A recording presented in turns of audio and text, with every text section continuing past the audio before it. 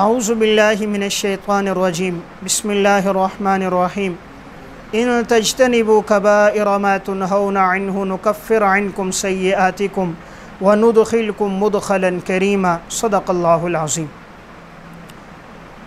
گفتگو چل رہی تھی کہ شریعت میں بعض اعمال ایسے ہیں جس کے ذریعے اللہ تعالیٰ انسان کے گناہوں کو مٹا دیتا ہے، تو ان میں 32واں عمل جس سے انسان کے گناہ معاف ہوتے ہیں وہ ہے کبیرہ گناہوں سے اجتناب کرنا۔ جب انسان نیکی اور اطاعت پہ زندگی گزارتا ہے، کبیرہ گناہوں سے بچتا ہے، تو اللہ تعالیٰ ان اعمال کے ذریعے اس کے صغائر کو معاف فرما دیتے ہیں۔ تو قرآن کریم میں سورہ نساء میں اللہ رب العزت فرماتے ہیں ان تجتنبوا کبائر ما تنہون عنہ، اگر تم بچو ان گناہوں سے جس سے تمہیں روکا گیا، ان بڑے بڑے گناہوں سے اگر تم لوگ بچو گے، نکفر عنکم سیئاتکم، تو ہم تمہارے گناہوں کو مٹا دیں گے۔